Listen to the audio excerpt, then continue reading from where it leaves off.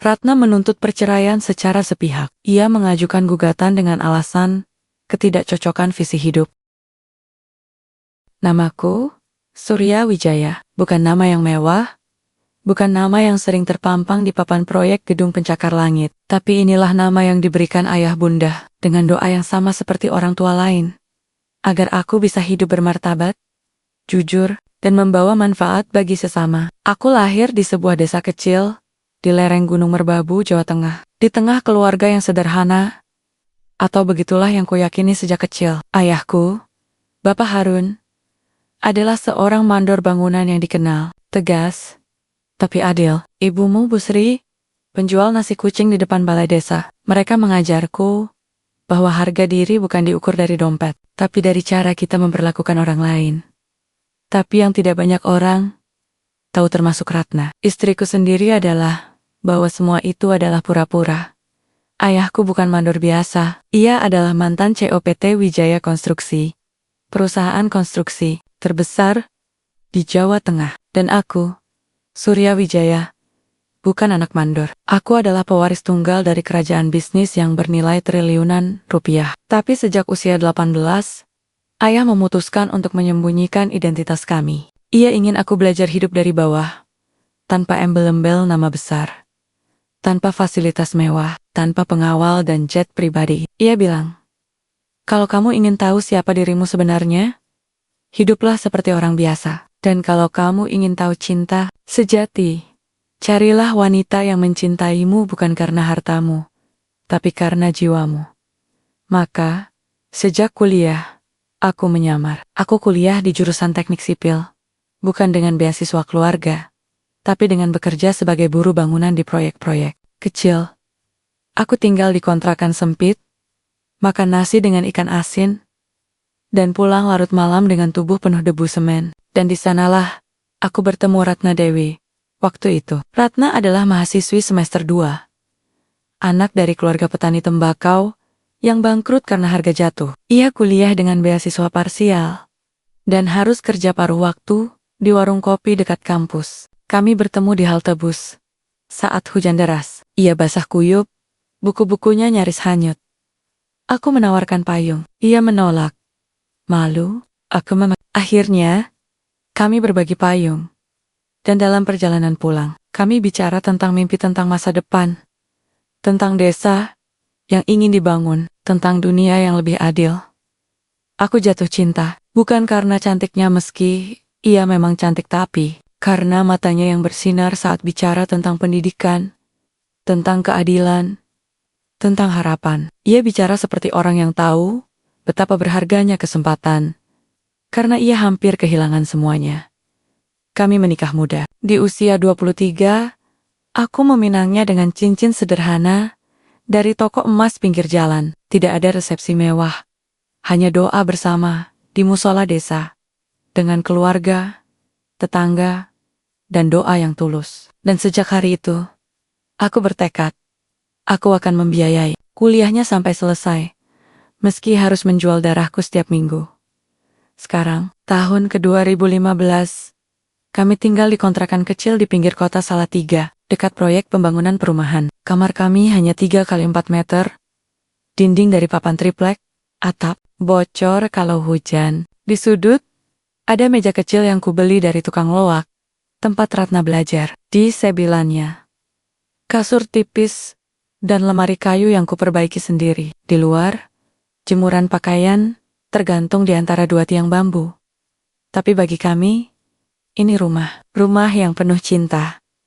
Setiap pagi, jam 5, aku sudah bangun, mandi dengan air sumur yang dingin, menusuk tulang. Sarapan hanya kopi hitam dan sepotong pisang goreng. Lalu aku berangkat ke proyek, dengan sepatu boot yang sudah retak, helm yang kusam, dan baju kerja yang bau semen. Gajiku cuma cukup buat bayar kontrakan, listrik, makan, dan biaya kuliah Ratna. Tapi aku tak pernah mengeluh. Aku bekerja sebagai buruh tukang, mengangkut bata, mencampur semen, memosong besi. Kadang tanganku lecet, kakiku pegal, punggungku nyeri, tapi aku terus maju. Karena di rumah, Ada Ratna yang menunggu. Ada buku-buku yang harus dibeli. Ada uang SPP yang harus dibayar tiap bulan. Aku ingat suatu malam, setelah pulang kerja, aku menemukan Ratna menangis di meja belajarnya. Matanya merah, wajahnya letih. Aku capek, Sur, katanya pelan. Aku nggak tahu kapan ini akan berakhir. Aku nggak mau jadi bebanmu terus. Aku duduk di sampingnya, mengusap rambutnya. Kamu bukan beban. Kamu tujuan hidupku. Bukan buat aku tapi buat kita. Aku ingin kamu lulus, jadi arsitek hebat.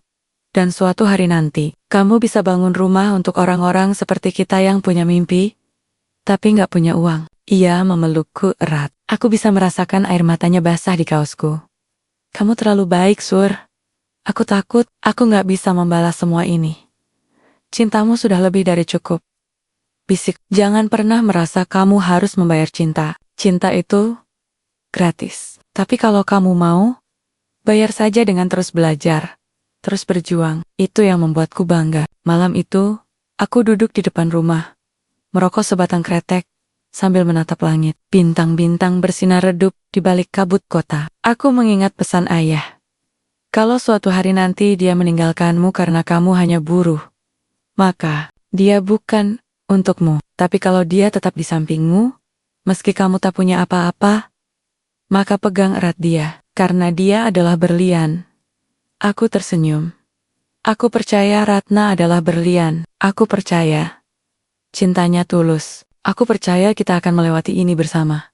Tapi yang tidak kukatakan pada siapa pun, bahkan pada Ratna, adalah bahwa setiap minggu aku menerima telepon dari Jakarta, dari kantor hukum keluarga, dari manajer perusahaan ayah. Mereka terus memintaku kembali.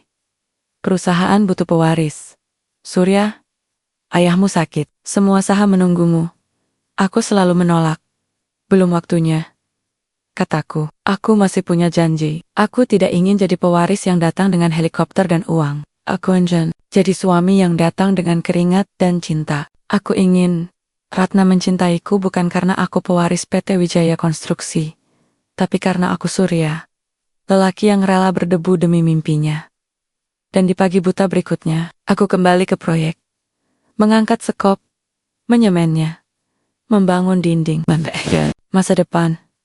Karena bagiku, cinta bukan dibangun di atas marmer dan kristal. Cinta dibangun di atas dasar yang kuat, pengorbanan, kesetiaan, dan debu yang menempel di kaki. Dan aku rela jadi debu itu, asal Ratna bisa menjadi bintang. Tapi entah kenapa, di balik semua keyakinanku, ada rasa sesak yang tak bisa kujelaskan, seperti awan gelap yang perlahan mendekat, seperti suara hati yang berbisik. Apa yang akan terjadi jika suatu hari dia tahu siapa kamu sebenarnya? Aku mengusir pikiran itu. Aku menarik napas dalam-dalam, lalu aku kembali bekerja. Karena hari ini ada 500 bata yang harus kususun, dan di rumah ada wanita yang sedang bermimpi tentang gelar sarjana. Dan aku akan pastikan mimpinya menjadi kenyataan. Meski harus dengan harga diriku sendiri.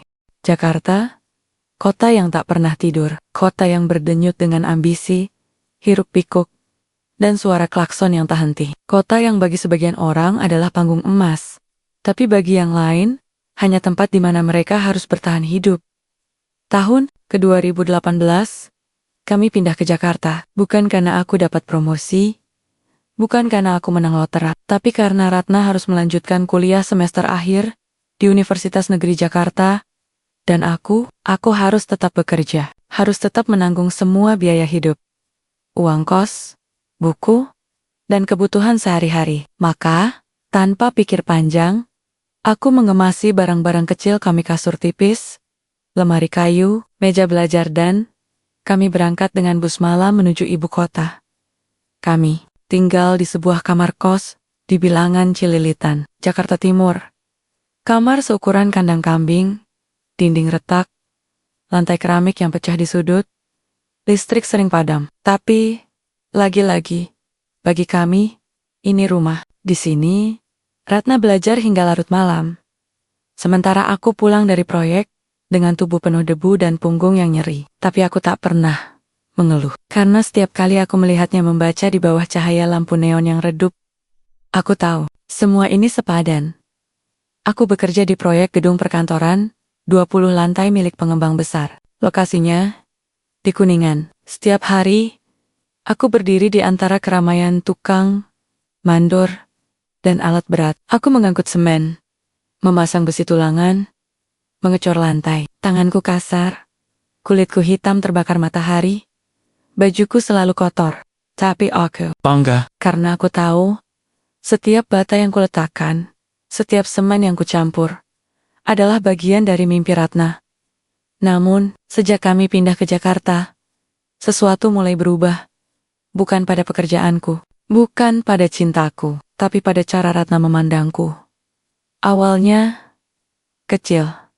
Hanya sekilas. Saat ia mengantarku ke pos ronda, lalu melihat temannya dari kampus lewat dengan mobil, matanya menunduk. Saat teman-temannya datang ke kosan, dan melihat aku pulang dengan seragam kotor, mereka menatapku dengan rasa iba atau mungkin jijik. Don Ratna. Ia cepat-cepat menutup pintu. Seolah aku adalah aib yang harus disembunyikan. Aku mencoba mengabaikannya. Aku pikir itu hanya tekanan sementara, tapi lama-lama, perubahan itu tumbuh. Seperti jamur di dinding kosan yang tak pernah kering. Suatu sore, setelah pulang kerja, aku mendengar suara dari dalam kamar. Ratna sedang menelepon seseorang. Aku tak bermaksud menguping, tapi suaranya keras, penuh emosi. Aku nggak bisa terus begini, Din.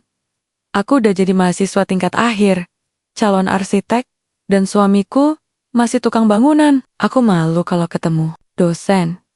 Apalagi nanti pas wawancara kerja, mereka bakal mikir, aku nggak punya kelas.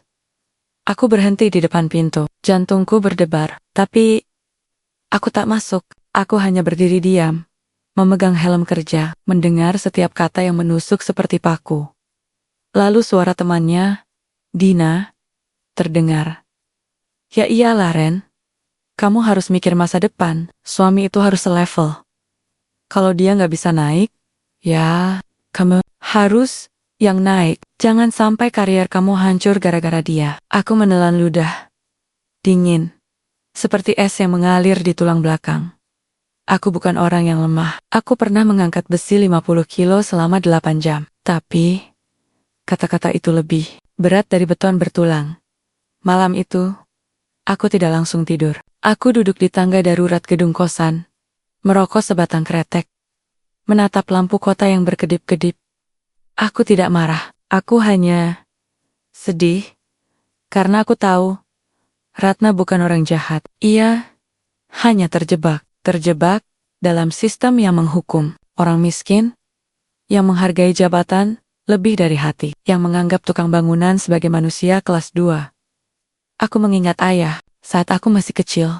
Ia pernah berkata, di Jakarta, orang tidak melihat siapa kamu. Mereka melihat apa yang kamu pakai, mobil apa yang kamu kendarai, dan siapa yang kamu kenal. Tapi di desa, di tengah tanah dan debu, mereka melihat mata kamu. Daun dari sana.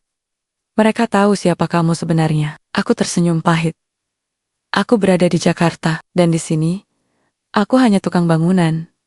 Bukan surya, bukan suami, bukan manusia.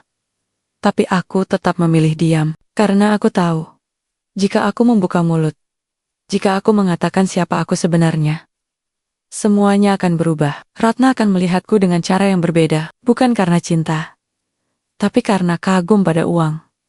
Dan aku tidak ingin itu. Aku ingin cintanya murni, tanpa bayang-bayang kekayaan. Beberapa minggu kemudian, terjadi insiden kecil yang membuatku merasa seperti alien di dunia. Sendiri, Ratna diundang ke acara seminar kampus. Ia harus presentasi proyek akhir. Aku menawarkan untuk mengantarnya dengan motor tua kami. Ia menolak. Gak usah, Sur. Nanti aku naik ojek. Kamu kan harus kerja. Aku tahu itu alasan. Aku tahu ia malu jika teman-temannya melihatku. Tapi aku tetap pergi ke acara itu. Dari luar gedung, aku melihat ke dalam. Ia berdiri di panggung, percaya diri, berpakaian rapi, menyampaikan presentasi tentang perumahan berkelanjutan untuk keluarga buruh. Aku tersenyum. Ia bicara tentang kami, tentang orang-orang, seperti aku, tentang keadilan sosial. Tapi saat sesi tanya jawab, seorang mahasiswa bertanya, Bu Ratna, Anda bicara begitu peduli pada buruh. Tapi apakah Anda pernah hidup bersama mereka? Apakah Anda tahu bagaimana rasanya? Ratna tersenyum. Saya pernah. Saya tahu betul. Saya hidup bersama seorang buruh bangunan, suami saya. Aku berdiri tegak. Dadaku membusung. Aku bangga. Tapi lalu, dengan cepat, ia menambahkan. Tapi itu dulu. Sekarang, dia sudah pindah kerja. Dia jadi mandor. Aku membeku. Dia berbohong. Ia tidak mengatakan bahwa suaminya masih buruh. Ia tidak mengatakan bahwa suaminya pulang setiap hari dengan tangan penuh luka. Ia tidak mengatakan bahwa suaminya adalah lelaki yang rela makan nasi dengan garam demi membelikan bukunya. Ia menggubahku, menyulapku jadi mandor, jadi figur yang lebih layak. Aku tidak marah, tapi hatiku hancur. Perlahan, seperti beton yang retak karena panas terik.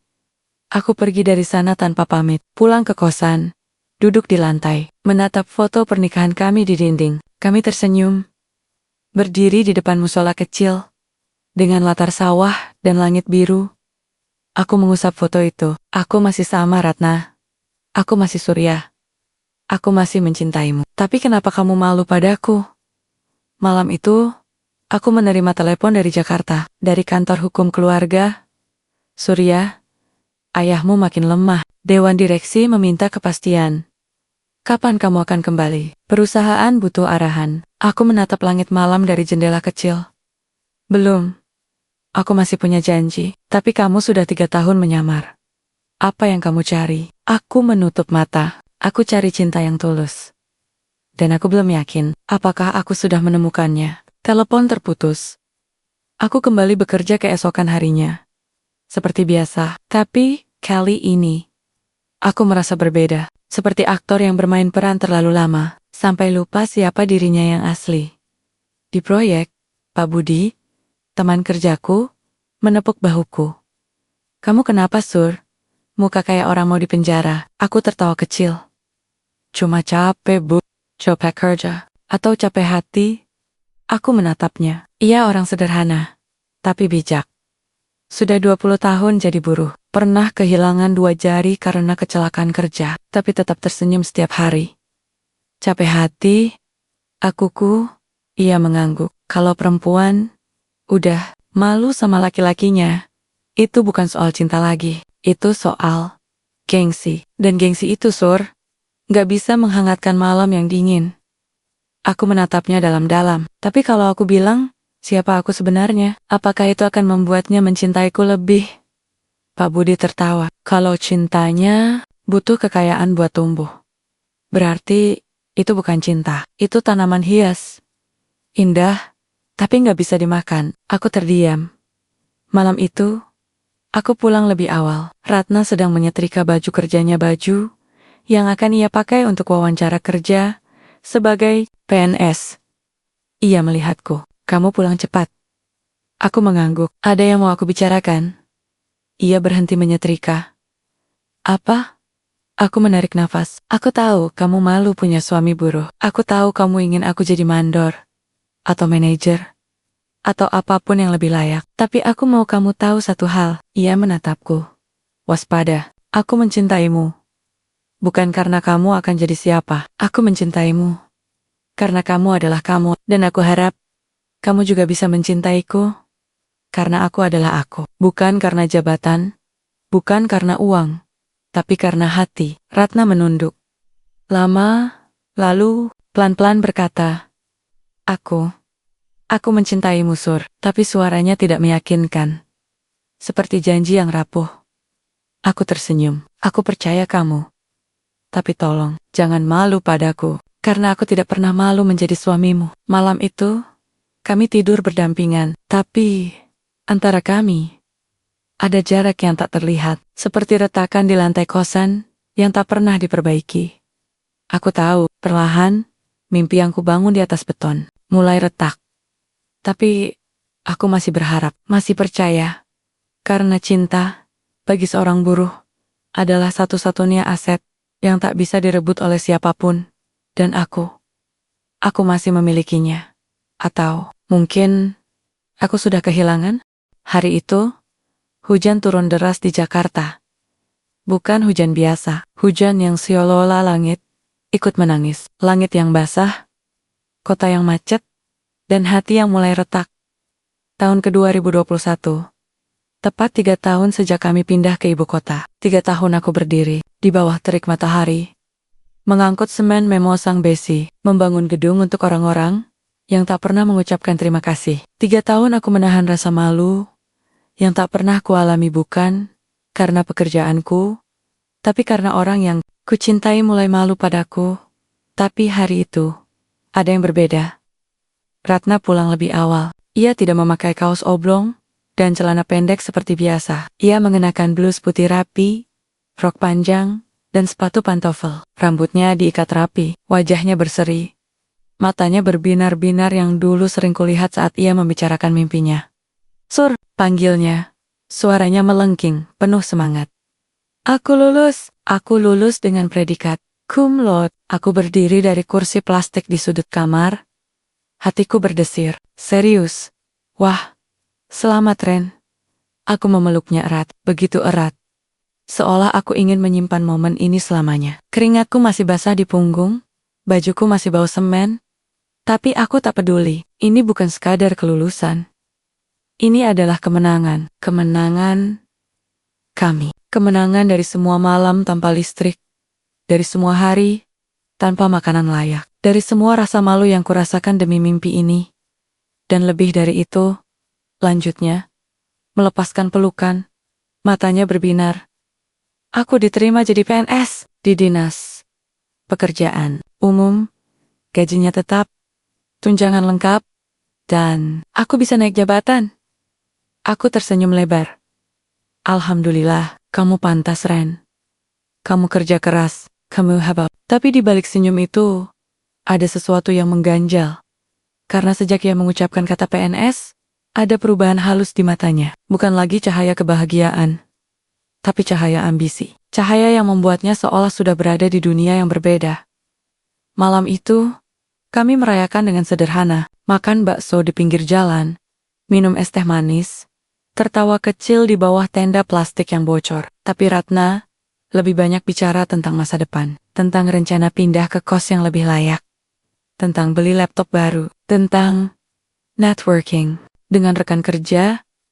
Aku harus mulai membangun citra, Sur, katanya sambil mengaduk es tehnya. Di lingkungan PNS, penampilan itu penting. Gaya bicara, gaya hidup, semuanya harus selevel. Aku mengangguk pelan. Iya, aku mengerti. Tapi aku tidak sepenuhnya mengerti. Karena sejak kapan cinta harus selevel? Sejak kapan pengorbanan dinilai dari sepatu yang dipakai? Beberapa minggu kemudian, aku merasakan perubahan yang lebih nyata. Ratna mulai pulang larut. Kadang, sampai jam 10 malam. Ia bilang, sedang ngopi bareng rekan kerja baru. Aku tidak curiga. Aku percaya. Tapi yang membuatku resah adalah cara ia mulai berpakaian. Blus mahal, sepatu kulit, parfum yang asing, dan yang paling menyakitkan, ia tidak lagi memanggilku suamiku di depan teman-temannya. Ia hanya bilang, "Ini Surya." Seolah aku teman biasa. Suatu hari, saat aku pulang dari proyek, aku melihatnya sedang video call dengan seseorang. Aku tidak sengaja mendengar. "Iya, Dina. Aku masih sama dia, tapi aku nggak tahu sampai kapan. Aku nggak bisa terus hidup seperti ini. Aku PNS sekarang, aku harus mikir karier. Aku nggak mau dikait-kaitin dengan suami tukang bangunan terus. Apalagi kalau nanti aku dapat promosi." Aku berdiri di ambang pintu, seperti patung. Hujan di luar masih turun, tapi yang lebih basah adalah dadaku. Aku tidak masuk. Aku pergi ke musola dekat kosan. Duduk di sudut, menatap sajadah lusuh. Aku tidak menangis. Aku hanya merasa lelah. Lelah menjadi orang yang dicintai dengan syarat. Beberapa hari setelah itu, Ratna datang ke proyek tempat aku bekerja. Aku kaget. Ia tidak pernah tapi kali ini, ia datang dengan senyum lebar, ditemani seorang wanita berpakaian rapi. Mungkin atasannya. "Ini suamiku, Bu," katanya. Suaranya datar. Dia kerja di sini. Aku mengangguk sopan. Selamat siang, Bu. Wanita itu menatapku. Dari ujung rambut sampai ujung sepatu. Matanya menunjukkan rasa tidak nyaman. Oh, tukang bangunan ya? Wah, berat sekali pekerjaannya. Aku tersenyum tipis. Iya, Bu. Tapi saya senang. Saya bangun gedung. Biar orang lain bisa kerja nyaman. Di dalamnya, Ratna cepat-cepat menarik lengan atasannya. Ayo, Bu, kita lanjut. Nanti meetingnya molor. Mereka pergi. Tapi sebelum masuk mobil, aku mendengar wanita itu berkata pelan. Kasihan, tapi kamu harus mikir masa depan, Ratna. Jangan sampai karier kamu terhambat karena status sosial. Pasangan, aku berdiri di tengah debu, memandang mereka pergi. Dan untuk pertama kalinya, aku merasa seperti sampah. Bukan karena pekerjaanku, tapi karena orang yang kucintai, membiarkan dirinya dipengaruhi oleh dunia yang menghakimi. Malam itu, aku tidak bicara banyak. Ratna sibuk memilih baju untuk acara malam undangan dari instansinya. Ia memakai gaun hitam, panjang, riasan tebal, parfum wangi. Aku pergi dulu ya, katanya sambil merapikan rambut di depan kaca kecil. Ini penting buat jaringan. Aku hanya mengangguk. Iya, semoga lancar. Sebelum pergi, ia menoleh. Kamu harus cari kerja yang lebih layak, Sur. Bukan buruh terus, kamu kan sarjana teknik. Minimal jadi mandor. Atau, aku bantu, cari kerja di sektor swasta. Aku menatapnya. Aku sudah punya kerja, Ren. Dan aku bangga dengan pekerjaanku. Ia menghela napas. Kamu nggak ngerti ya? Ini bukan soal bangga atau enggak. Ini soal diterima. Aku nggak mau dikucilkan karena suamiku tukang bangunan. Suara itu menusuk. Tapi, aku tetap tenang. Kalau kamu malu sama aku, lebih baik kamu cari yang lain. Tapi jangan salahkan pekerjaanku. Salahkan saja kalau kamu nggak bisa menerima aku. Apa adanya. Ia terdiam. Matanya memerah. Tapi, ia tidak membantah. Ia hanya pergi. Menutup pintu dengan keras. Aku duduk di kasur. Menatap foto pernikahan kami. Lalu, perlahan, aku mengeluarkan ponsel, membuka folder tersembunyi. Di dalamnya, ada dokumen. Surat kuasa dari PT Wijaya Konstruksi, foto ayah di rumah sakit, dan pesan dari pengacara. Perusahaan siap dikembalikan ke Anda, kapan saja. Aku menatap layar lama. Jariku hampir menekan tombol telepon. Tapi aku urungkan. Karena, aku tahu. Jika aku kembali sekarang, Ratna akan mencintaiku bukan karena aku Surya, tapi karena aku pewaris. Dan itu bukan cinta yang kuinginkan. Aku ingin cinta yang tumbuh di tanah yang gersang, bukan di taman yang disiram emas. Tapi malam itu, saat aku pulang dari proyek, aku menemukan amplop coklat di atas meja. Di dalamnya, surat gugatan cerai. Ditulis dengan tangan Ratna. Alasannya, perbedaan visi hidup, dan ketidakcocokan status sosial. Aku membacanya berulang kali, seperti ingin memastikan ini bukan mimpi. Lalu, aku duduk. Lama. Di lantai. Di tengah kamar kecil yang pernah penuh cinta, air mata tidak keluar, tapi hatiku hancur. Berkeping-keping. Seperti beton yang runtuh, tanpa peringatan. Aku mengambil pena. Menulis balasan, hanya satu kalimat. Aku rela kehilanganmu. Asal kamu bahagia, tapi tolong. Jangan pernah lupakan siapa kamu dulu. Dan siapa yang membawamu sampai di sini. Keesokan harinya, aku menyerahkan surat itu ke pengadilan. Tanpa perlawanan, tanpa drama, aku menyerahkan semua tabungan kami. Aku menyerahkan sertifikat rumah kecil yang kubeli dengan darah keringat. Aku bahkan menolak hak warisan apapun karena bajiku. Cinta bukan soal menang atau kalah. Cinta adalah pengorbanan, dan aku sudah mengorbankan segalanya. Termasuk diriku sendiri. Saat aku keluar dari gedung pengadilan, hujan sudah reda. Langit mulai cerah. Jika aku melihat mobil hitam mewah milik sopir keluarga yang sudah menunggu selama bertahun-tahun. Sopir membukakan pintu. Sudah selesai, Tuan Muda. Aku menatap langit, lalu, dengan suara pelan, berkata, belum. Sekarang, aku akan mulai dari nol. Tapi kali ini, Bukan untuk orang lain. Untuk diriku sendiri. Aku masuk ke mobil. Bukan sebagai pewaris. Tapi sebagai lelaki yang baru saja kehilangan cinta. Tapi belum kehilangan harga diri. Dan di balik kaca mobil, aku melihat Ratna berdiri di pinggir jalan. Menatapku. Matanya basah. Tapi aku tidak berhenti. Karena terkadang, titik balik bukan saat kita menang. Tapi saat kita rela kalah demi cinta. Aku tidak pulang ke kosan setelah keluar dari pengadilan.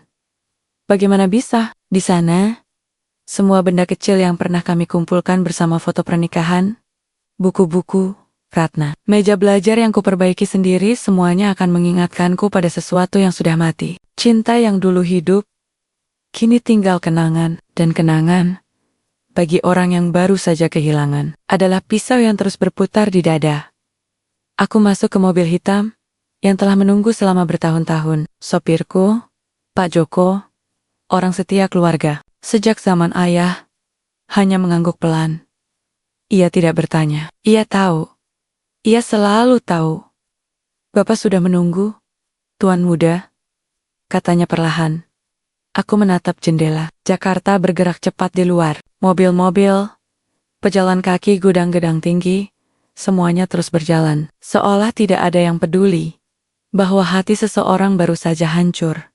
Tapi aku tidak mau kembali ke dunia itu. Dunia mewah, dunia kekuasaan, dunia di mana nama Wijaya, konstruksi bisa membuka pintu manapun. Aku tidak ingin menjadi pewaris yang datang dengan helikopter dan uang. Aku ingin menjadi Surya. Lelaki yang bangkit dari debu, bukan dari warisan. Bukan ke rumah.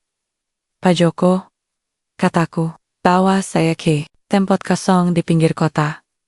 Yang jauh dari semua ini. Pak Joko menoleh. Heran. Tapi, Tuan Muda butuh istirahat. Bapak sudah. Aku tahu, tapi aku belum selesai. Aku harus mulai dari nol. Bukan sebagai pewaris, tapi sebagai manusia. Ia menghela napas, lalu mengemudi ke arah Bekasi. Kami berhenti di sebuah gudang tua yang kosong, bekas pabrik kayu yang terbengkalai. Atapnya bolong, dindingnya retak. Tapi bagiku, tempat ini sempurna. Tempat yang belum punya sejarah. Tempat yang bisa kubangun dari nol. Aku turun dari mobil, menghirup udara panas yang bercampur debu. Di sini, tidak ada yang mengenalku. Tidak ada yang tahu. Aku pewaris triliunan. Aku hanyalah seorang lelaki dengan baju kerja kotor dan mata yang lelah. Malam itu, aku tidur di atas karung goni. Beralaskan triplek. Tidak ada kasur. Tidak ada lampu. Tidak ada listrik. Hanya suara jangkrik dan bayangan bulan yang masuk lewat atap bolong. Tapi untuk pertama kalinya dalam bertahun-tahun, aku merasa bebas. Keesokan harinya, aku pergi ke pasar loak, membeli meja kecil, laptop bekas, dan printer tua. Aku tidak punya banyak uang, semua tabunganku kuserahkan pada Ratna. Tapi aku punya otak, punya ilmu, punya pengalaman, dan yang paling penting, aku punya mimpi. Aku ingin membuat sesuatu yang berbeda. Bukan gedung pencakar langit untuk orang kaya, tapi rumah layak untuk orang-orang seperti aku dulu, buruh, tukang, penjaga malam, yang bekerja keras tapi tak pernah bisa punya tempat tinggal sendiri. Aku mulai merancang konsep Surya Hijau, perusahaan konstruksi berbasis teknologi ramah lingkungan, menggunakan bahan daur ulang, modular, dan biaya rendah. Desainnya sederhana, tapi kuat, bisa dibangun dalam waktu singkat, dan harganya terjangkau. Targetku, pekerja informal, keluarga buruh, masyarakat marginal. Aku tidak meminta bantuan keluarga. Aku tidak memakai nama Wijaya. Aku hanya mengandalkan keringat, otak, dan sedikit uang dari tabungan kecil yang kusimpan di rekening pribadi, uang yang bahkan Ratna tidak tahu. Aku menghabiskan hari-hari dengan membuat proposal, menghubungi pemasok bahan bangunan, belajar digital marketing, dan mencari investor mikro. Aku tidur hanya 4 jam sehari, makan nasi bungkus dari warung pinggir jalan, mandi di sumur tetangga. Tapi aku tidak pernah menyerah. Karena setiap kali aku merasa lelah, aku mengingat wajah Ratna saat ia mengatakan, "Aku malu punya suami buruh." Dan disitulah aku menemukan kekuatan. Aku akan membuktikan bahwa seorang buruh bisa menjadi lebih dari sekadar tukang, bahwa martabat bukan diukur dari jabatan, tapi dari kontribusi. 2 bulan kemudian, aku berhasil mendapatkan proyek pertama. Pembangunan 10 unit rumah susun sederhana untuk keluarga penjaga keamanan di sebuah perumahan di Depok. Proyek kecil, tapi bagi mereka, itu adalah rumah pertama yang pernah mereka miliki. Aku turun langsung, menggali tanah, mencampur semen, memasang dinding. Aku bekerja bersama tim kecil yang kurekrut dari mantan buruh proyek. Mereka tidak percaya saat tahu aku lulusan teknik sipil. Loh, Mas Surya, kok kerjaannya sama kayak kami? Tanya salah satu pekerja. Aku tersenyum. Karena aku bukan bos, aku teman kalian. Dan rumah ini bukan milikku. Milik kalian. Mereka terdiam. Lalu, satu persatu, mulai bekerja lebih semangat. Karena kali ini, mereka bukan sekadar tukang. Mereka, bagian dari mimpi. Proyek selesai dalam waktu 45 hari, lebih cepat dari jadwal. Dan hasilnya, luar biasa. Rumahnya sederhana, tapi kokoh. Ventilasi baik, dan ramah lingkungan. Media lokal menulis berita kecil. Ex-buruh bangunan, dirikan startup konstruksi untuk kaum marginal. Aku tidak mencari ketenaran, tapi kabar itu menyebar. Dan di suatu sore, saat aku sedang memeriksa fondasi proyek baru, ponselku berdering. Nomor asing. Aku angkat. Halo, Mas Surya, ini Dina dari Dinas Pekerjaan Umum Jakarta. Aku membeku. Dina, rekan kerja Ratna. Jantungku berdebar. Tapi aku tenangkan diri. Iya, saya Surya. Ada yang bisa saya bantu? Kami sedang mencari mitra untuk proyek perumahan bagi pekerja informal. Tim kami melihat proyek Mas di Depok. Luar biasa. Kami ingin mengundang Anda presentasi. Aku menarik napas dalam-dalam. Terima kasih. Saya akan hadir. Tapi yang tidak kukatakan adalah, aku tahu Ratna pasti ada di balik ini. Aku tahu ia akan melihat namaku, melihat wajahku, dan mungkin, untuk pertama kalinya, menyadari siapa aku sebenarnya. Beberapa hari kemudian, aku tiba di gedung Dinas Pekerjaan Umum. Berpakaian rapi, tapi sederhana. Kemeja biru tua, celana hitam, sepatu yang sudah lama tidak kenakan sejak masa kuliah. Aku naik lift. Di lantai 5, pintu terbuka, dan di sanalah aku melihatnya. Ratna. Ia berdiri di depan ruang rapat, sedang berbicara dengan rekan kerjanya. Rambutnya diikat rapi, wajahnya bersih, matanya tajam. Tapi saat melihatku, ia membeku. Matanya membesar, mulutnya terbuka sedikit. Seperti melihat hantu. Aku tersenyum tipis. Selamat siang, Bu Ratna.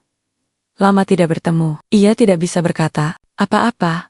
Aku melangkah melewatinya, masuk ke ruang rapat. Di sana, para pejabat menunggu. Termesek Dana, yang menyambutku dengan hangat. Mas Surya, terima kasih sudah datang. Ini tim kami. Kami sangat tertarik dengan konsep Surya Hijau. Aku membuka laptop, memulai presentasi, menjelaskan filosofi, desain, teknologi, dan dampak sosial. Aku bicara dengan tenang, percaya diri, tapi tanpa sombong. Di tengah presentasi, aku melirik ke arah Ratna.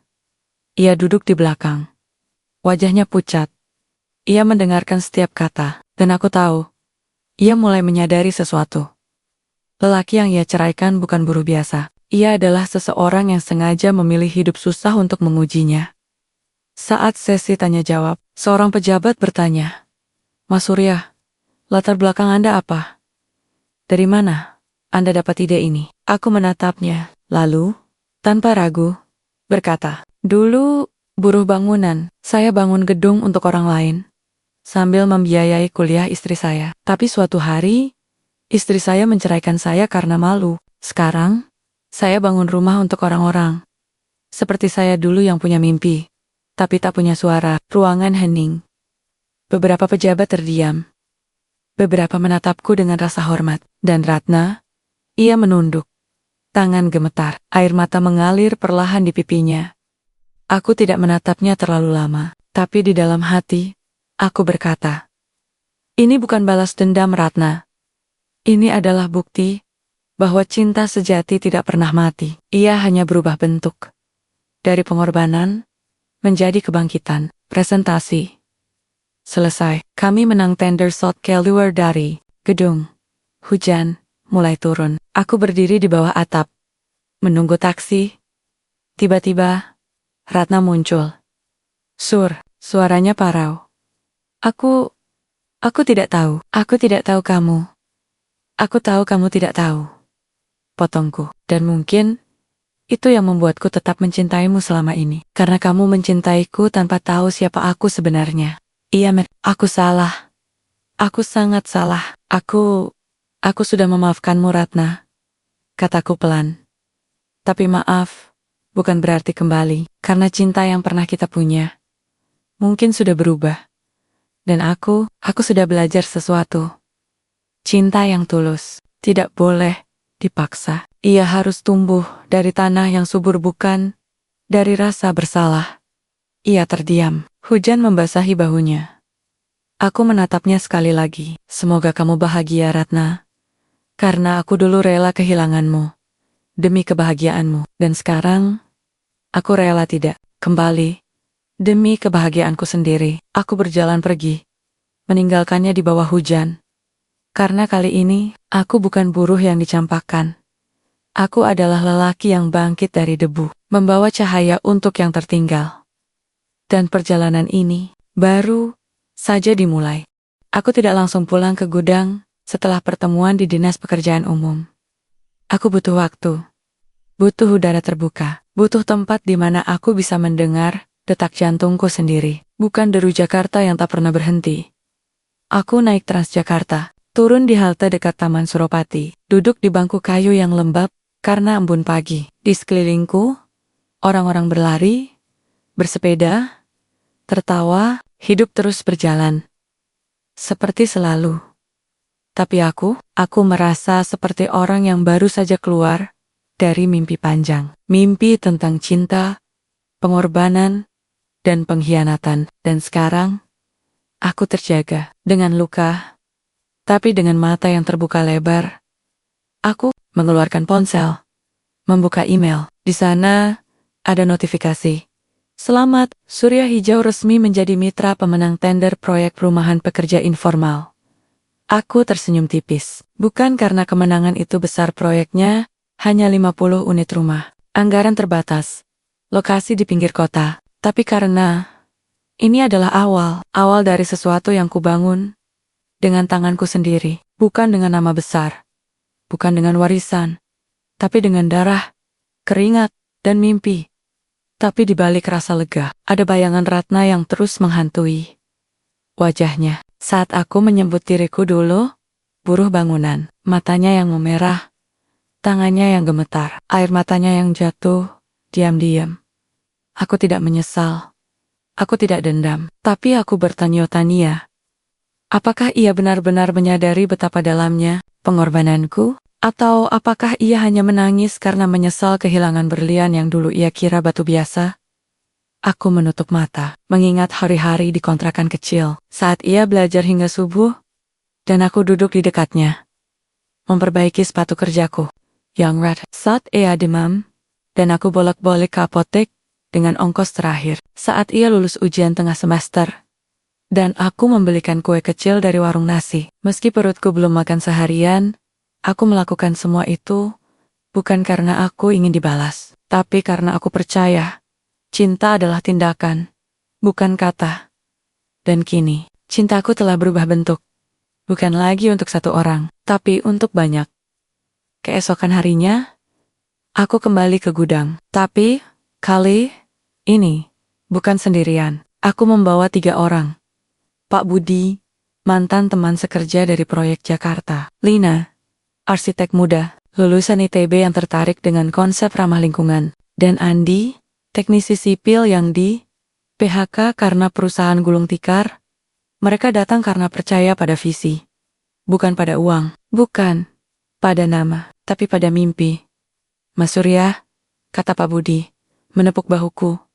Dulu saya lihat kamu angkut semen di proyek Kuningan. Sekarang kamu bikin perusahaan buat orang-orang kaya-kaya saya. Saya bangga. Aku tertawa kecil. Kita semua kaya, Pak Budi.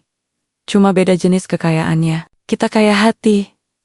Kami mulai bekerja. Gudang tua itu perlahan berubah. Kami pasang listrik, cat dinding, bangun meja kerja dari kayu bekas. Di dinding, kami tempel peta proyek, foto desain rumah, dan kalimat motivasi buat tantangan. Rumah bukan tempat tinggal. Rumah adalah tempat bermula. Orang kecil pun berhak bermimpi besar. Dari debu, kita bangun harapan. Kami bekerja siang malam. Mencari pemasok bahan murah, namun berkualitas. Mengembangkan sistem konstruksi modular, berbasis beton daur, ulang dan bambu rekayasa teknologi yang hemat biaya, cepat, dan ramah lingkungan. Kami bekerja sama dengan universitas untuk uji coba struktur. Dan yang paling penting, kami libatkan calon penghuni sejak awal. Mereka diajak memilih desain, warna, bahkan tata letak dapur. Ini bukan proyek kami.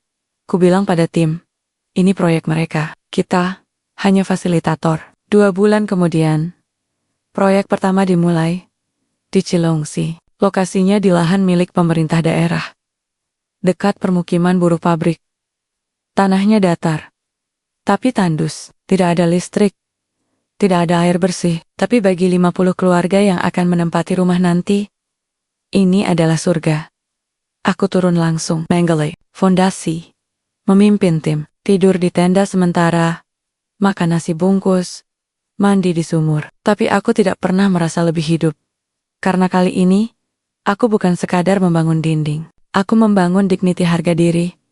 Suatu sore, saat aku sedang memeriksa struktur rumah pertama, seorang anak kecil mendekat. Sekitar 8 tahun, bajunya kompong-kempeng, tapi matanya bersinar. "Pak, ini rumah saya nanti?" Tanyanya pelan. Aku mengangguk. "Iya." "Kamu suka?" Ia mengangguk cepat. "Iya, nanti saya bisa tidur nggak basah?" Ibu saya bilang, "Nanti bisa masak di dapur yang beneran." Aku menepuk kepalanya. "Iya, dan kamu bisa belajar di meja, bukan di lantai." Ia tersenyum lebar, lalu berlari ke ibunya. Berteriak, "But Taneron, kita bakal punya rumah." Aku berdiri diam, menatap langit senja, dan untuk pertama kalinya sejak perceraian, aku menangis.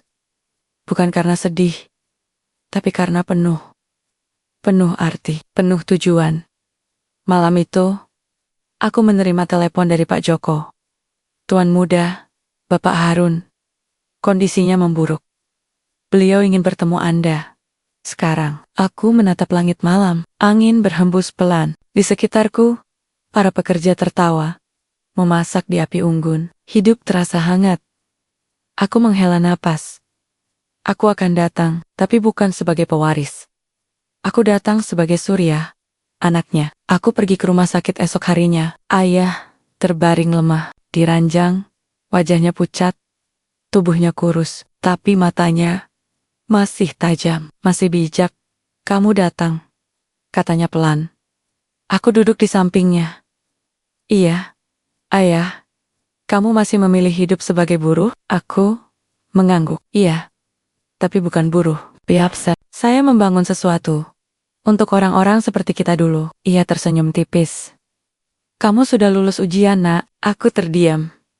Ujian bukan hanya tentang siapa yang mencintaimu, tanpa tahu siapa kamu, tapi juga tentang siapa kamu ketika dunia mencampakkanmu. Dan kamu tetap Surya, tetap rendah hati, tetap peduli. Air mataku jatuh. Aku hanya ingin membuktikan bahwa cinta dan kerja keras bisa mengubah dunia. Meski perlahan, Ayah menggenggam tanganku. "Sekarang, saatnya kamu kembali. Bukan untuk mengambil alih perusahaan, tapi untuk mengubahnya. Jadikan PT Wijaya Konstruksi bukan hanya perusahaan besar, tapi perusahaan yang berpihak pada rakyat." Kecil, aku menatapnya. Tapi saya sudah punya surya hijau, dan surya hijau bisa jadi lebih besar, katanya. Dengan dukungan PT Wijaya, kamu bisa bangun 1000 rumah, bukan ke 50. Kamu bisa ubah nasib ribuan keluarga, bukan hanya di Jakarta, tapi di seluruh Indonesia. Aku terdiam lama. Aku melihat keluar jendela, Jakarta bermandikan cahaya. Kota yang pernah menghakimi, kini bisa menjadi saksi.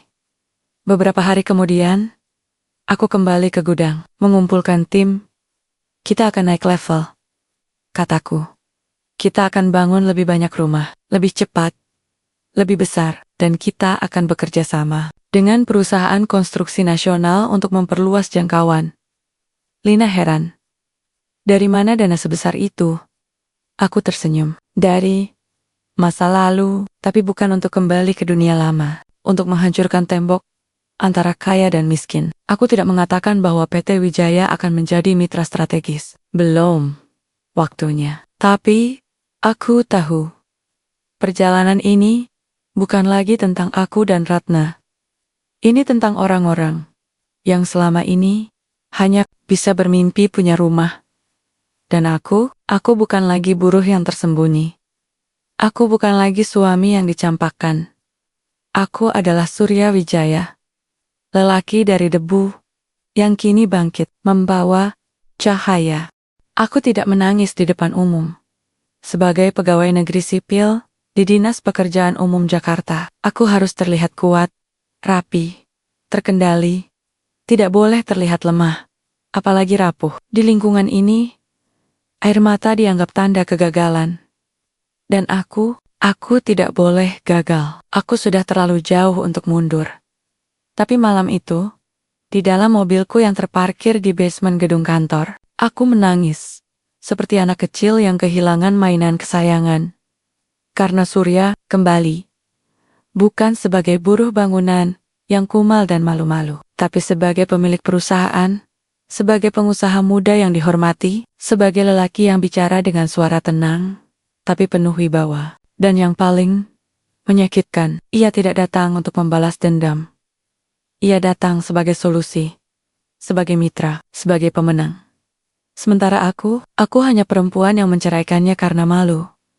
Aku menatap cermin mobil. Wajahku masih rapi blus, putih, rambut diikat, lipstik merah muda. Tapi matanya kosong, seperti orang yang baru menyadari bahwa semua yang dibanggakan selama ini hanyalah ilusi. Aku pulang ke apartemen kecil yang kusewa sejak bercerai. Tidak mewah, tapi cukup kulkas, modern, AC, sofa empuk, dan pemandangan kota dari lantai ke-12. Dulu, aku bangga bisa hidup seperti ini. Sekarang, rasanya seperti penjara emas. Aku membuka laptop, mencari nama Surya Hijau di internet, dan apa yang kulihat membuatku terduduk. Website perusahaan itu sederhana, tapi penuh makna. Di halaman utama, ada kalimat, "Kami percaya bahwa setiap manusia berhak memiliki rumah yang layak bukan karena jabatan, tapi karena kemanusiaan." Ada galeri foto, rumah-rumah kecil tapi kokoh, keluarga buruh yang tersenyum, anak-anak yang bermain di halaman baru. Ada video dokumenter pendek, Surya sendiri, yang turun langsung ke lapangan, menggali tanah, tertawa dengan pekerja, memeluk seorang ibu yang baru pindah ke rumah barunya. Don di bagian tentang kami, tertulis, Surya Hijau, didirikan oleh Surya Wijaya, mantan buruh bangunan, yang memilih hidup sederhana untuk membiayai pendidikan istrinya. Setelah diceraikan karena malu memiliki suami buruh, ia bangkit dari nol dan mendirikan perusahaan ini sebagai bukti bahwa martabat bukan diukur dari profesi, tapi dari hati. Aku menutup laptop, dadaku sesak, seperti ditindih batu. Aku adalah istrinya itu. Aku yang ia biayai kuliah, aku yang ia jaga saat sakit, aku yang ia relakan pergi demi kebahagiaanku, dan aku membalasnya dengan pengkhianatan dalam bentuk perceraian. Aku berjalan ke balkon, menatap lampu-lampu kota yang berkedip. Dulu, aku melihatnya sebagai simbol kisah. Sekarang, aku melihatnya sebagai cerminan dari masyarakat yang menghargai kulit luar, bukan isi hati. Aku mengingat semua omongan Dina, rekan kerjaku. Kamu harus naik kelas, Ren. Suami kamu harus selevel. Orang-orang akan mikir kamu dapat jabatan karena suamimu punya pengaruh. Kamu nggak mau dikira istri tukang bangunan seumur hidup, kan? Aku menuruti semua itu. Aku malu. Aku berbohong. Aku menceraikannya. Dan kini, aku tahu. Aku bukan naik kelas. Aku turun martabat. Karena orang yang rela berkorban demi cinta lebih mulia daripada orang yang rela mengkhianati cinta demi gengsi. Beberapa hari kemudian, aku mendapat tugas resmi, menjadi pengawas proyek Surya Hijau di Cilungsi. Aku ingin menolak, tapi atasan menekan. Kamu lulusan arsitektur, Ratna. Kamu paham teknis. Dan kamu kenal Mas Surya kan? Mungkin bisa memperlancar komunikasi. Aku hanya mengangguk, tenggorokanku kering. Aku tahu ini bukan kebetulan, ini ujian.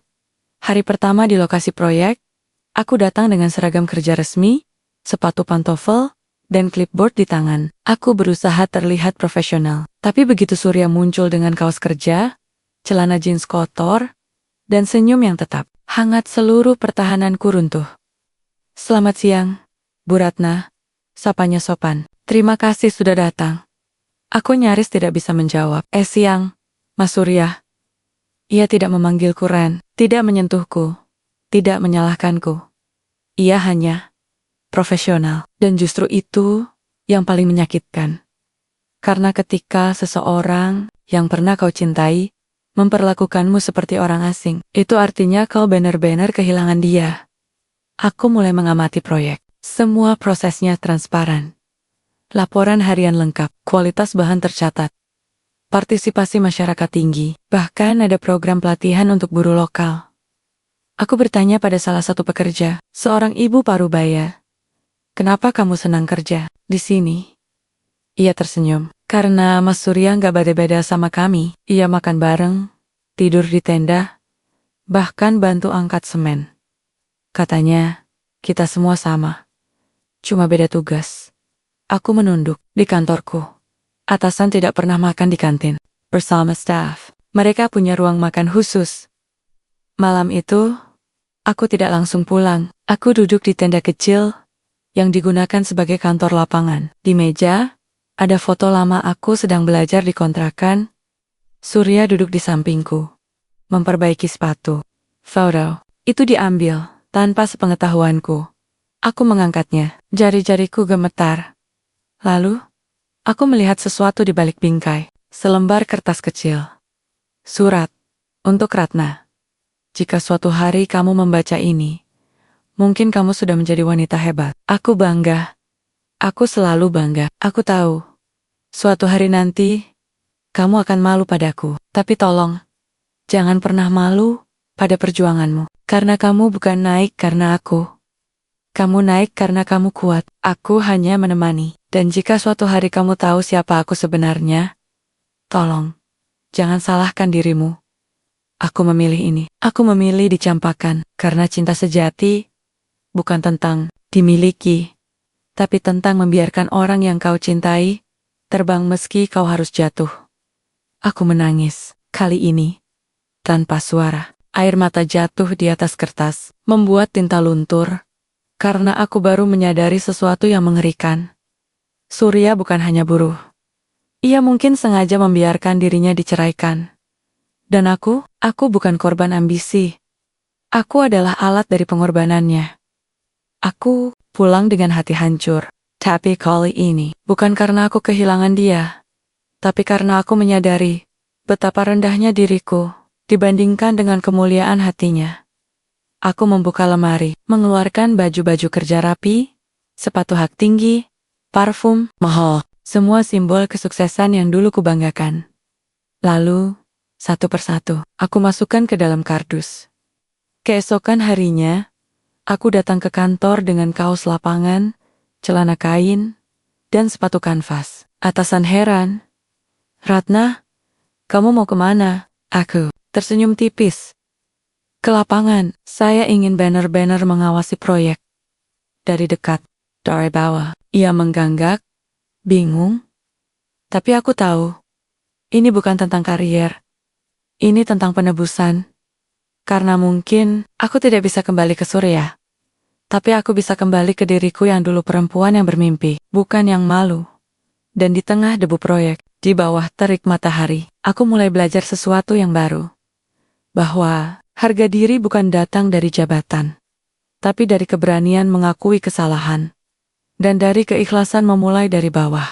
Hari pertama aku bekerja di lapangan, sebagai pengawas proyek Surya Hijau, terasa seperti hukuman. Bukan karena panasnya matahari yang membakar kulit. Bukan karena debu yang masuk ke hidung dan rambut.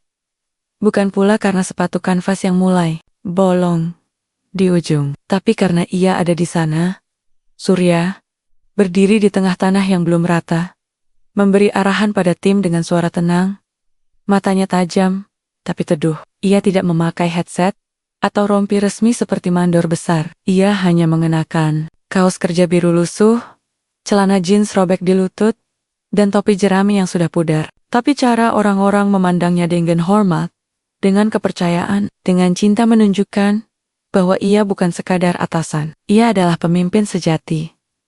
Aku berdiri di pinggir lokasi, memegang clipboard, berusaha terlihat sibuk, tapi mataku terus mencari-cari dia. Setiap gerakannya membawa kembali memori yang sudah kubuang jauh. Tangannya yang dulu memperbaiki kipas angin di kosan, suaranya yang membacakan buku saat aku lelah, caranya tertawa pelan saat aku salah menyebut istilah teknik sipil. Tapi kini, ia tidak pernah menatapku lama. Hanya sekilas, sapaan sopan, jawaban profesional, seolah aku hanyalah pegawai dinas yang kebetulan ditugaskan ke proyeknya. Dan itu lebih menyakitkan daripada kemarahan. Karena kemarahan berarti masih ada perasaan. Tapi ketenangan seperti ini adalah tanda bahwa ia sudah melepasku. Aku mulai menyadari betapa dalamnya jurang antara dunia kami sekarang. Di kantorku, rapat diadakan dengan AC dingin, kopi mahal, dan PowerPoint yang penuh angka. Di sini, rapat dilakukan di bawah tenda, terbuka, dengan teh panas dari termos, dan peta proyek yang digambar di papan kayu bekas. Di kantor, kami bicara tentang anggaran, efisiensi dan deadline. Di sini, mereka bicara tentang dignity, keadilan, dan harapan. Suatu siang, aku melihat Surya duduk di bawah pohon randu, makan nasi bungkus dari warung pinggir jalan, bersama para pekerja. Ia tertawa lepas, membagi lauknya pada seorang buruh tua yang terlihat kurus. Aku mendekat. Hati-hati, Mas Surya, saya butuh tanda tangan untuk laporan mingguan. Ia menoleh, mengangguk. Iya, Bu Ratna. Nanti saya tanda tangan di kantor lapangan. Aku tidak pergi. Aku tetap berdiri. Boleh saya duduk? Ia menatapku sebentar, lalu menggeser sedikit. Aku duduk di atas karung goni, berusaha tidak terlihat kaku. Di sekitar kami, para pekerja mulai berdiri, memberi ruang. Mereka tahu ada sesuatu yang lebih dari sekadar urusan dinas di antara kami. Proyek ini luar biasa, kataku pelan. Desainnya sederhana, tapi fungsional, dan partisipasi masyarakatnya tinggi. Ini yang seharusnya jadi model perumahan rakyat. Surya mengunyah perlahan. Terima kasih. Tapi ini bukan ide saya sendiri, ini hasil dengar pendapat langsung dengan calon penghuni. Mereka yang menentukan bentuk dapur, letak jendela, bahkan warna cat. Aku mengangguk. Di kantor, kami jarang melakukan itu. Kebanyakan keputusan diambil dari atas. Ia manage karena di atas, orang jarang tahu rasanya tidur di rumah yang bocor saat hujan. Aku terdiam. Kalimat itu menusuk, karena dulu aku pernah tidur di rumah bocor. Dulu, aku tahu rasanya. Tapi begitu naik jabatan, aku melupakannya. Saya minta maaf. Ujarku tiba-tiba. Suaraku parau. Untuk semuanya. Surya tidak langsung menjawab. Ia menatap langit, lalu berkata, maaf tidak perlu diucapkan. Bu Ratna, yang penting, apakah kita belajar? Aku menunduk. Saya belajar bahwa saya pernah malu pada orang yang paling seharusnya saya banggakan. Ia tersenyum tipis. Saya tidak pernah marah karena kamu malu. Saya hanya sedih karena kamu tidak melihat dirimu sendiri di dalam pengorbanan itu. Kamu pikir aku membantu kamu karena aku mencintaimu. Tapi kamu lupa. Kamu juga membantuku. Kamu membuatku percaya bahwa cinta itu nyata. Aku menatapnya. Air mata hampir jatuh. Tapi kenapa kamu tidak pernah bilang siapa kamu sebenarnya? Kamu bisa saja kembali ke perusahaan keluarga kapan saja. Kamu bisa hidup mewah. Tapi kamu memilih ini. Ia menarik napas panjang. Karena saya ingin tahu Apakah cinta bisa tumbuh tanpa topeng? Dan kamu menjawabnya. Kamu mencintaiku saat kamu kira saya hanya buruh. Dan kamu meninggalkan saya saat kamu butuh status. Itu jawaban yang jujur. Dan saya menerimanya. Menggigit bibir. Tapi, apakah kamu benar-benar tidak tahu siapa saya saat kita menikah? Atau, apakah kamu sengaja menyamar? Ia terdiam lama, matanya tidak lagi tenang. Ada sesuatu yang tersembunyi di baliknya, sesuatu yang dalam. Ada rahasia, Bu Ratna. Katanya pelan, rahasia yang tidak bisa saya ungkap saat itu. Rana, jika saya ungkap, karier Anda bisa hancur sebelum dimulai. Aku membelalak. Apa maksudnya? Sebelum ia menjawab, seorang pekerja datang memanggilnya. Mas, ada telepon penting dari Jakarta, dari pengacara. Surya mengangguk. Saya ke sana. Ia berdiri, memberiku sedikit anggukan, lalu pergi. Aku duduk di tempat yang sama. Jantung berdebar. Rahasia. Apa maksudnya? Apa ada sesuatu dalam latar belakangnya yang bisa menghancurkan karierku sebagai PNS? Aku tidak bisa diam, aku harus tahu. Malam itu, aku tidak pulang. Aku tetap di tenda kecil, mengobrol dengan beberapa pekerja. Sampai akhirnya, aku bertemu Pak Budi, mantan rekan kerja Surya dari proyek lama. Pak Budi, tanyaku pelan. Mas Surya, dia sebenarnya siapa? Pak Budi menatapku lama, lalu tertawa kecil. Kamu benar-benar nggak tahu ya? Aku menggeleng. Mas Surya itu anaknya Bos Harun, bos dari PT Wijaya Konstruksi, perusahaan besar yang kerap kerja sama dengan pemerintah. Kalau waktu itu kamu tahu, dan kalian tetap menikah, kamu bisa dituduh konflik kepentingan, bisa diberhentikan dari PNS, bisa diusut KPK, bisa hancur kariermu sebelum kamu lulus. Aku membeku. Jadi, dia sengaja menyamar agar saya tidak terkena dampaknya. Pak Budi mengangguk. Ya. Dan dia sengaja membiarkan kamu menceraikannya, Karina Kalau. Dia bilang, siapa dia sebenarnya? Kamu akan merasa terikat, tapi dengan cara ini, kamu bebas. Kamu bisa jadi PNS tanpa bayang-bayang. Dan dia rela jadi buruh yang dicampakkan. Demi kamu. Aku menutup mulut, air mata mengalir deras. Aku salah menilai segalanya. Aku mengira dia lemah karena jadi buruh. Padahal, kekuatan sejati adalah rela jadi lemah demi orang yang dicintai. Aku mengira dia tidak punya masa depan. Padahal, ia menyerahkan masa depannya agar aku bisa punya masa depan. Aku mengira dia malu dengan dirinya sendiri. Padahal, ia yang paling mulia di antara kita semua. Aku berdiri, bergegas mencari Surya. Ia sedang berbicara di tenda kantor. Suaranya serius. Ya, Pak Joko, saya tahu. Ayah butuh saya, tapi saya belum siap kembali. Saya masih punya janji di sini. Aku berdiri di ambang pintu. Mas Surya, ia menoleh. Wajahnya lelah, tapi tenang. Saya tahu semuanya. Bisik tentang PT Wijaya, tentang ayahmu, tentang Alison. Kamu membiarkan saya pergi. Ia menatapku. Tidak terkejut, hanya mengangguk pelan. Kenapa kamu tidak bilang? Tanyaku, suara patah. Kenapa kamu rela dicampakkan? Ia menarik napas. Karena cinta sejati bukan tentang dimiliki, tapi tentang dilindungi. Dan saya memilih melindungi kamu, meski harus kehilangan kamu. Aku jatuh berlutut, menangis. Tidak ada kata yang bisa menggambarkan rasa sesal, rasa kagum, rasa cinta yang kembali menghantamku seperti ombak besar. Dan, di tengah malam yang sunyi, di antara suara jangkrik dan debu proyek, aku menyadari satu hal. Takdir tidak membawaku kembali ke Surya, karena aku mencarinya. Takdir membawaku kembali, karena aku akhirnya siap melihatnya dengan mata yang jujur. Hujan turun deras di Cilongsi malam itu.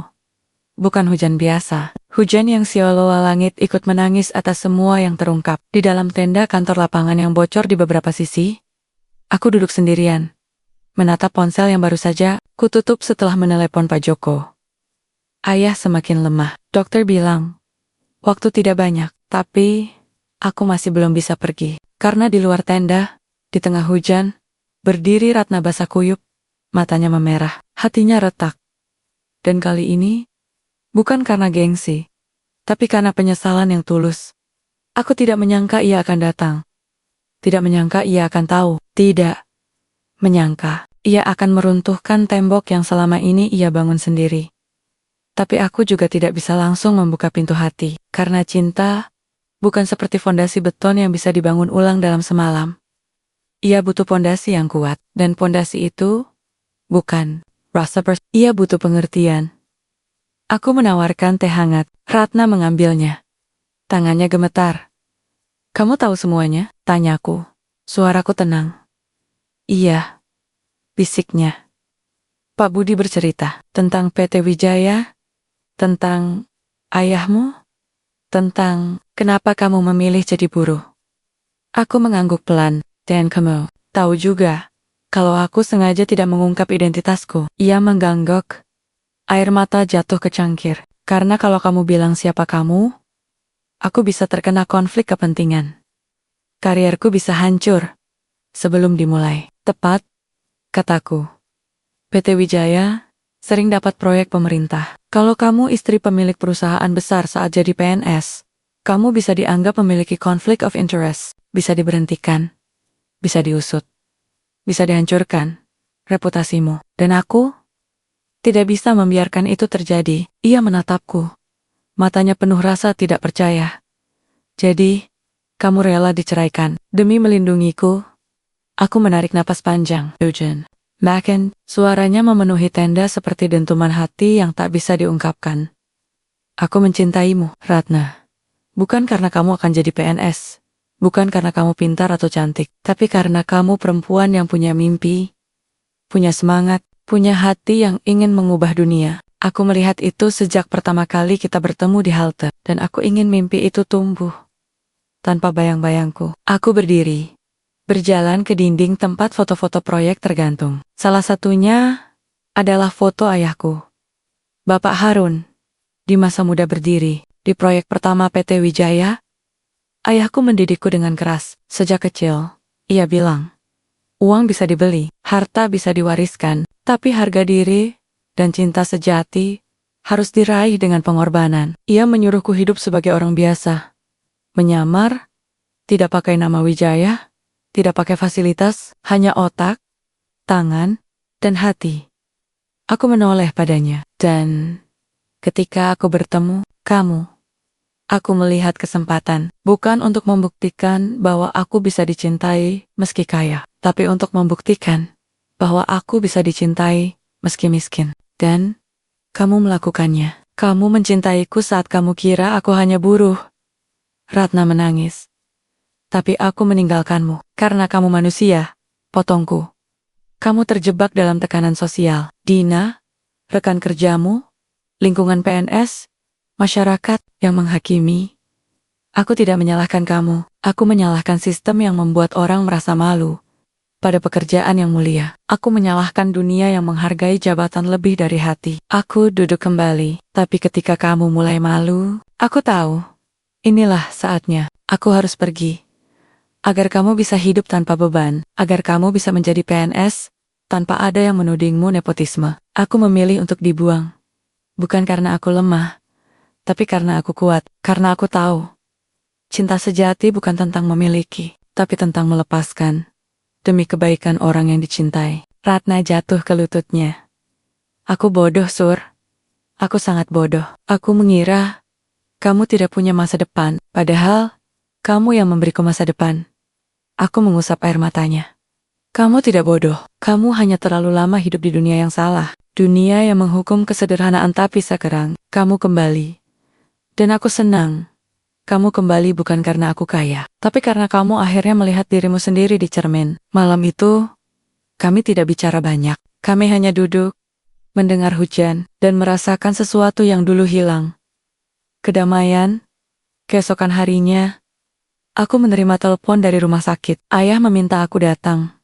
Sekarang, aku memberitahu tim. Saya harus ke Jakarta. Ayah, kondisinya kritis. Ratna langsung berkata, saya antar. Aku menatapnya. Tidak perlu. Ini urusan keluarga, tapi saya ingin pergi, katanya tegas.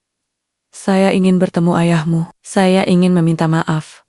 Bukan hanya padamu, tapi pada keluargamu, pada orang-orang yang rela hidup sederhana demi menguji cinta. Aku terdiam lama, lalu mengangguk.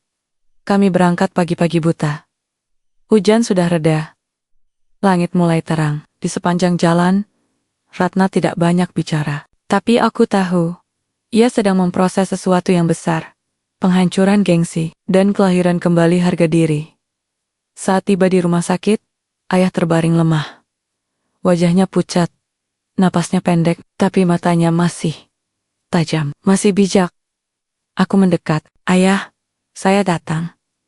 Ia mengangguk pelan, lalu menatap Ratna yang berdiri di belakangku. Kamu, Ratna.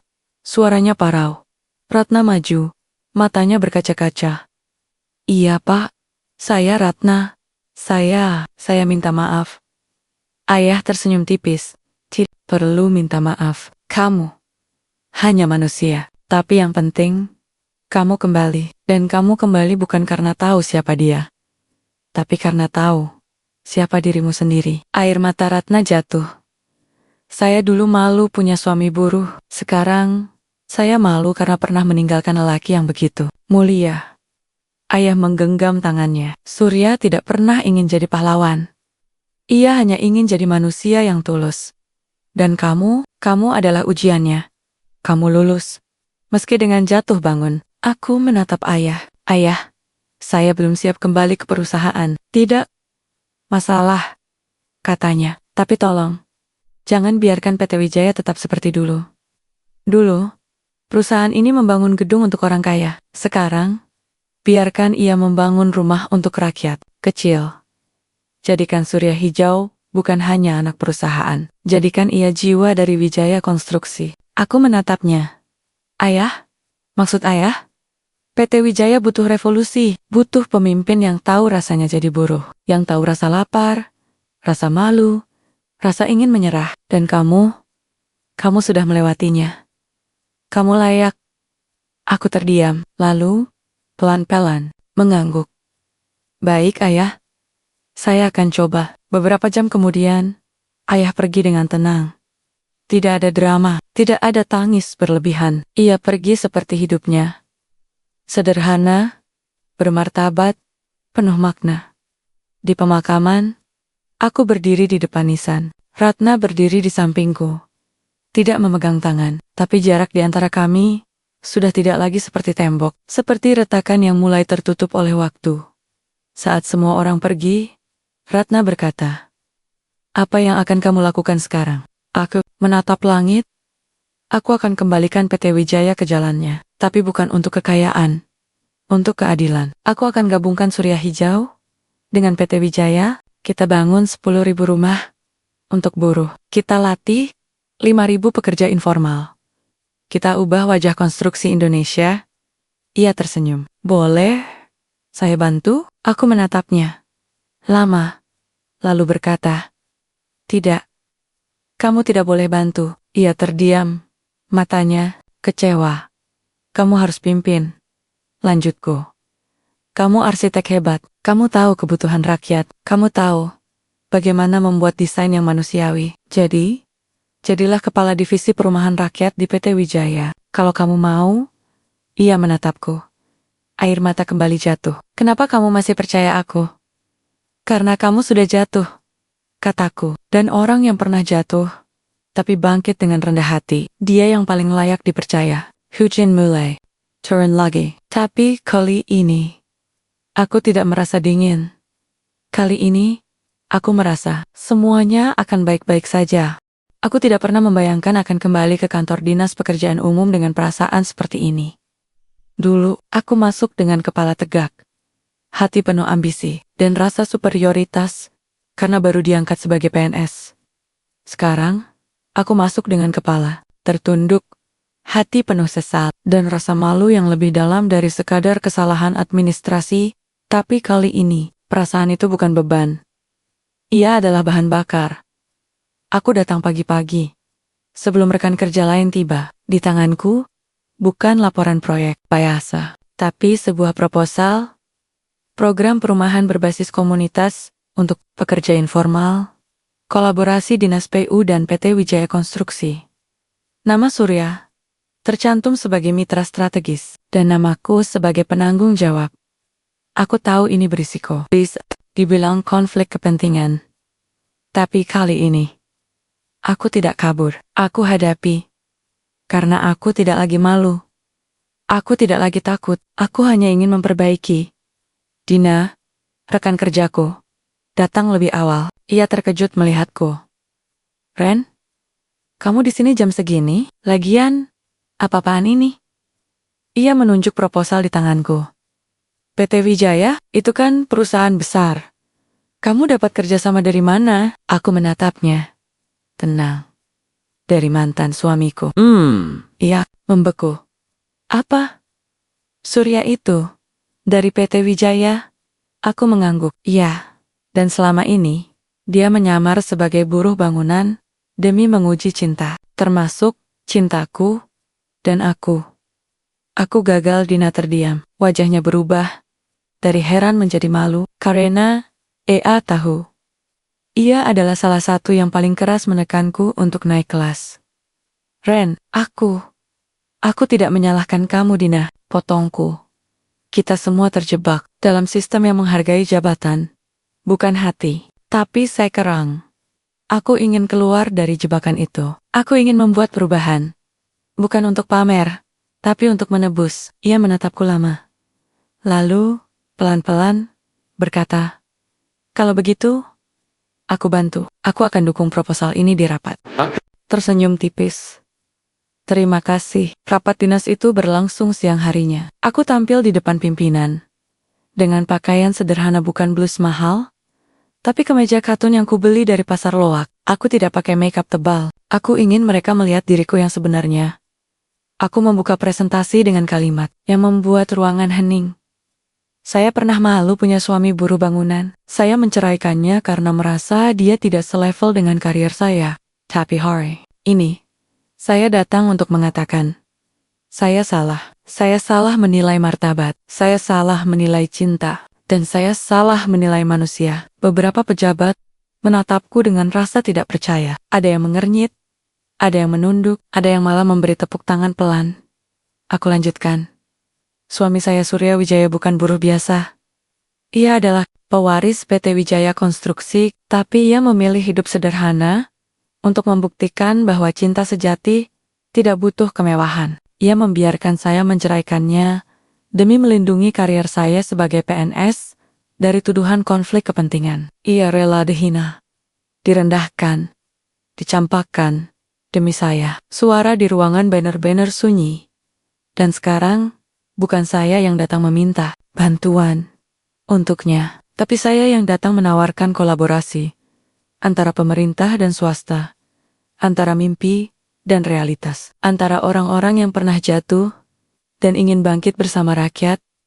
Aku menyerahkan proposal. Program ini bukan tentang siapa yang lebih besar, tapi tentang siapa yang lebih peduli. Dan saya berdiri di sini bukan sebagai mantan istri seorang pengusaha, tapi sebagai seorang wanita yang akhirnya belajar arti harga diri sejati. Rapat berakhir dengan keputusan. Proposal disetujui. Bukan karena tekanan.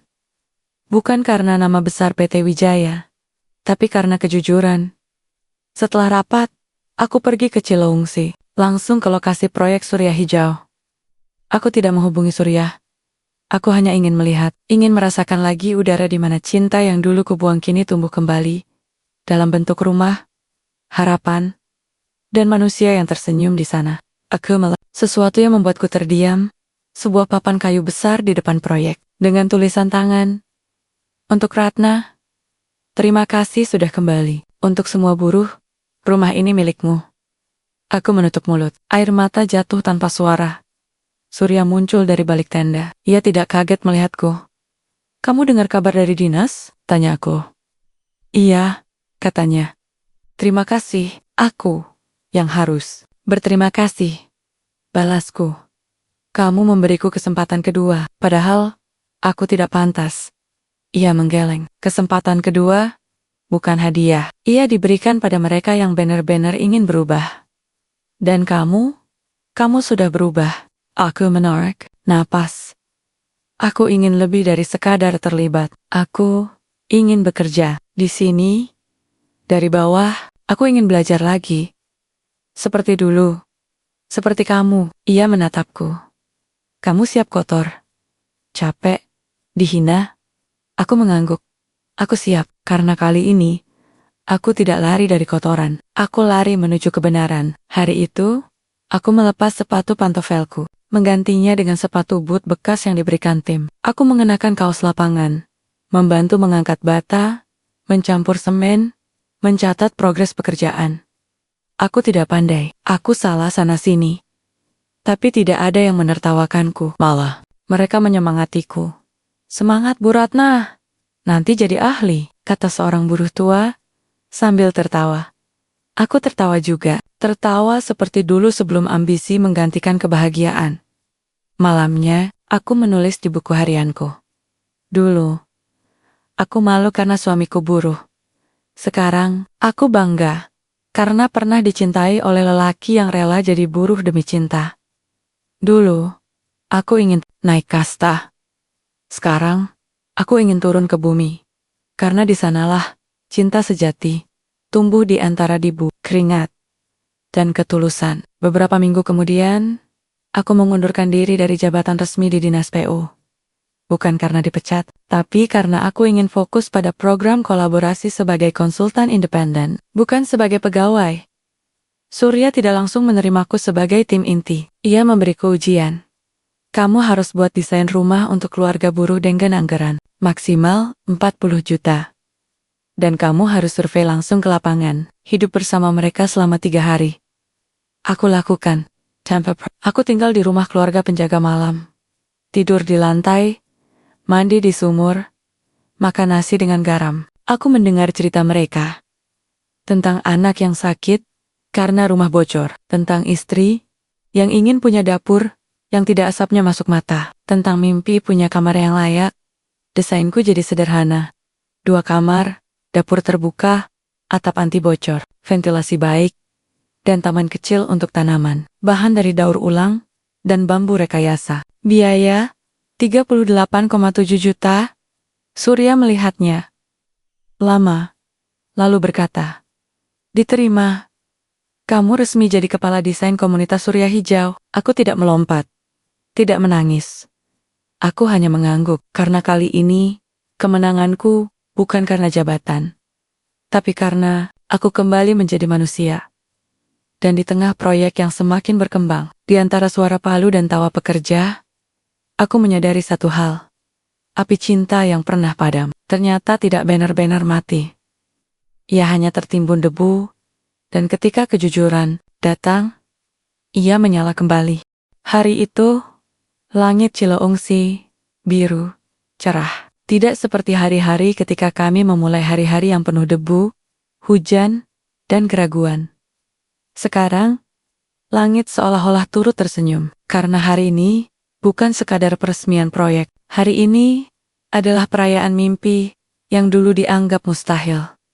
Di depan mataku, berdiri 1000 rumah sederhana hasil dari Surya Hijau dan kolaborasi dengan PT Wijaya Konstruksi. Bukan gedung pencakar langit, bukan perumahan elit, tapi rumah-rumah kecil dengan dinding kokoh, atap anti bocor, taman mini, dan listrik yang menyala. Rumah yang dibangun bukan dari semen semata, tapi dari pengorbanan, harapan, dan cinta.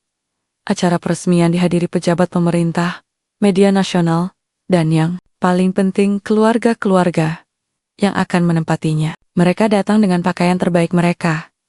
Kebaya lusuh, batik yang sudah sering dicuci, sepatu yang solnya retak, tapi senyum mereka bersinar seperti emas. Di panggung kecil yang terbuat dari kayu bekas, aku berdiri bersama tim. Desain Ratna.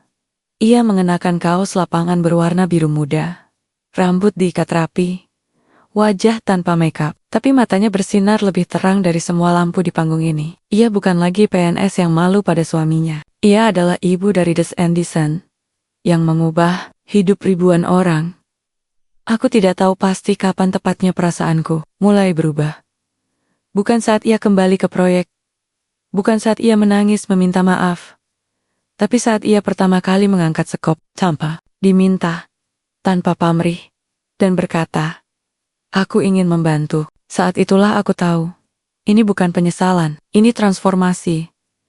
Acara dimulai dengan sambutan dari pejabat daerah. Ia memuji inovasi, kerjasama, dan dampak sosial. Tapi yang membuatku tersenyum adalah saat ia berkata, program ini membuktikan bahwa pengusaha dan pemerintah bisa bekerja sama bukan untuk keuntungan, tapi untuk kemanusiaan. Dan di baliknya, ada kisah cinta yang luar biasa, cinta yang pernah hancur, tapi kini menjadi fondasi perubahan. Mataku menoleh ke Ratna.